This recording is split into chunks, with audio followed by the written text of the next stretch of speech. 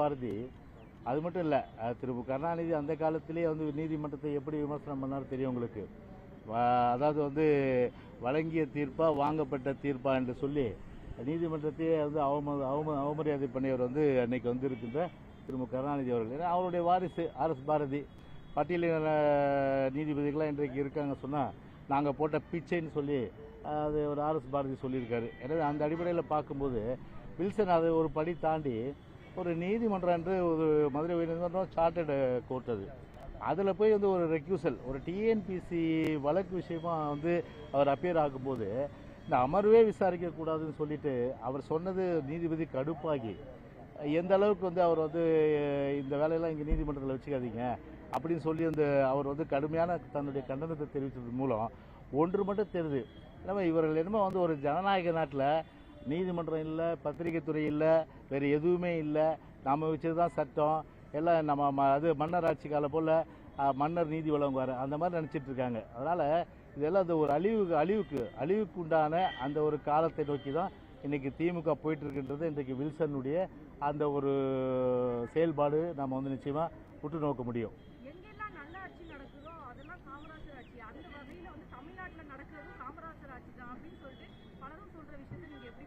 யார் சொல்றா பெருந்தலைவர் காமராஜர் வந்து ஒரு வளர்ச்சி வந்து தமிழ்நாடு பெற வேண்டும் என்பதற்காக இன்றைக்கும் வந்து ஒரு தொழில்துறையில் வந்து கான்சென்ட்ரேட் பண்ணார். அதே போல் வந்து அணைகள் நிறைய கட்டினார். அதே போல் பார்த்தீங்கன்னா சாராயம் ஆறாக பெருக்கெடுத்து ஓடல. ஏன்னா இன்னைக்கு காந்தி ஜெயந்தி, காந்தி ஜெயந்திலே இன்றைக்கி கள்ளக்குறிச்சியில் இன்றைக்கி கள்ள சாராயம் வந்து காய்ச்சின ஒருத்தர் வந்து இன்றைக்கி பிடிச்சிருக்காங்க. எப்படிப்பட்ட ஒரு கேவலமான அரசாங்கம் அது வந்து இது. ஒரு இன்றைக்கி வந்து ஒரு என்னென்னா விசிக்க ஒரு மாநாடு நடத்துது.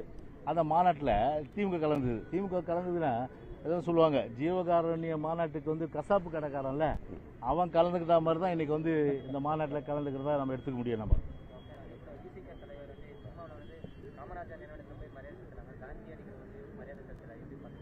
இல்லை அது அவரை தான் நீங்கள் கேட்கணும், என்னையும் கேட்குறீங்க நீங்கள்.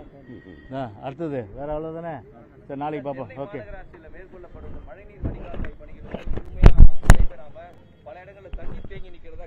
இல்லை இப்போ அதாங்க அதான் இப்போ அதாவது இப்போ பொதுவாக பார்த்தீங்கன்னா இப்போ வானிலை ஆராய்ச்சி மையம் வந்து ஒரு தெளிவுபடுத்திருக்கு 14% மழை வந்து இந்த வருஷம் கூடுதலாக இருக்காங்க.